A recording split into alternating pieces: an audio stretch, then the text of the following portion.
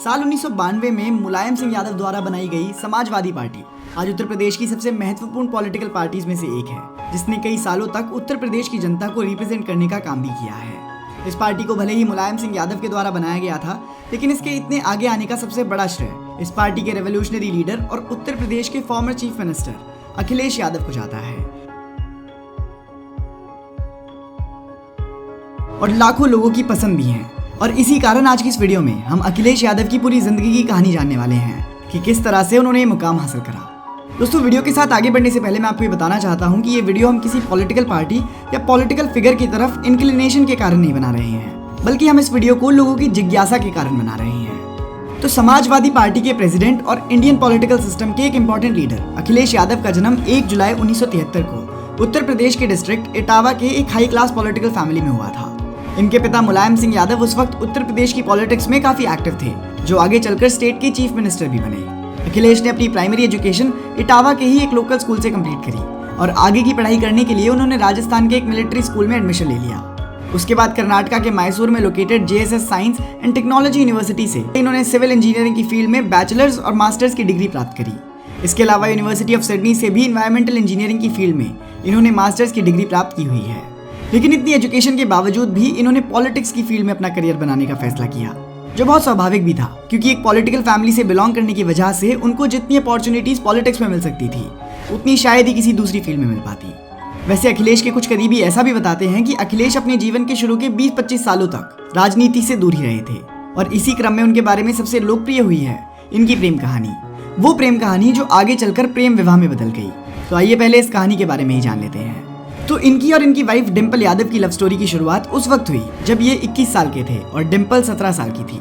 उस वक्त इनकी पहली मुलाकात एक म्यूचुअल फ्रेंड के घर पर हुई थी, जिसके बाद दोनों अच्छे दोस्त बन गए। अखिलेश और डिंपल दोनों दोस्तों से मिलने का बहाना बनाकर एक दूसरे से छुप छुप कर मिलते थे। सिडनी जाने के बाद भी अखिलेश और डिंपल एक दूसरे से टच में रहे। अखिलेश डिंपल को लव लेटर्स लिखते थे और ग्रीटिंग कार्ड्स भी भेजते थे।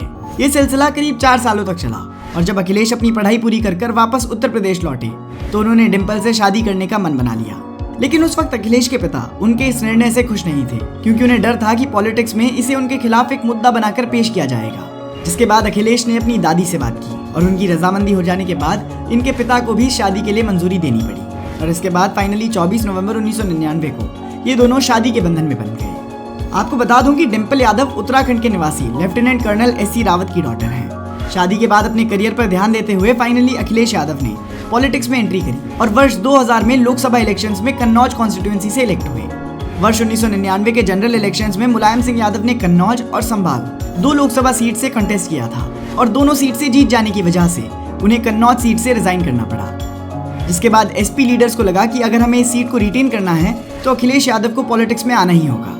खैर, इलेक्शन के वक्त वो ऑलरेडी फूड, सिविल सप्लाईज और पब्लिक डिस्ट्रीब्यूशन कमेटी के मेंबर थे, और साल 2000 के बाद से ये फुल टाइम पॉलिटिशियन के रूप में पॉलिटिकली काफी एक्टिव हो गए और 2004 के लोकसभा इलेक्शंस में डायरेक्टली हिस्सा लिया और जीत हासिल करके दूसरी बार मेंबर ऑफ पार्लियामेंट के रूप में चुने गए। और इस बार वो कई कमिटीज के मेंबर रहे, जैसे कि urban development, environment and forest, science and technology और प्रोविजन ऑफ कंप्यूटर्स, जिसमें उन्होंने अपने योगदान से सभी को इम्प्रेस किया।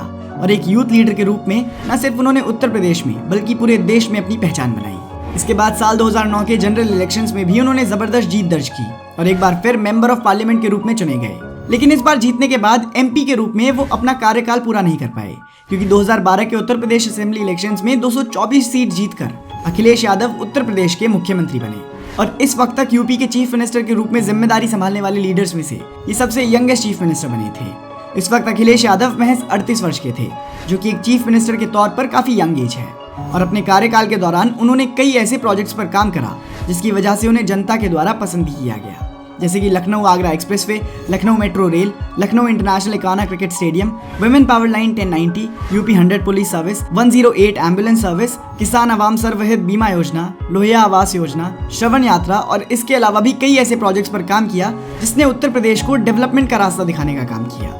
जैसे ही अखिलेश यादव उत्तर प्रदेश के चीफ मिनिस्टर बने, वैसे ही इनके परिवार में 2 पक्ष भी बन गए। वैसे तो ये इनका पारिवारिक मामला होना चाहिए था, पर क्योंकि इनके परिवार में लगभग सभी पॉलिटिशियंस हैं, इसीलिए ये पॉलिटिकल मुद्दा बन गया। ये 2 पक्ष थे अखिलेश यादव के, और दूसरा पक्ष था उनके अंकल शिवपाल सिंह यादव का। इन दोनों की राइवलरीज के कारण इनकी पार्टी में भी काफी पॉलिटिक्स हुई। इसके अलावा अपने कार्यकाल के दौरान उन्होंने समाजवादी पार्टी को भी आगे ले जाने का काम किया।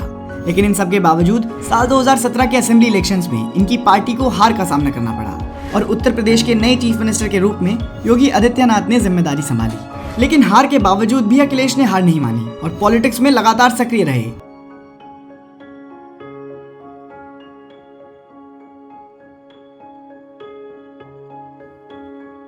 लेकिन निश्चित ये है कि योगी आदित्यनाथ को टफ कंपटीशन देने में ये कामयाब रहेंगे।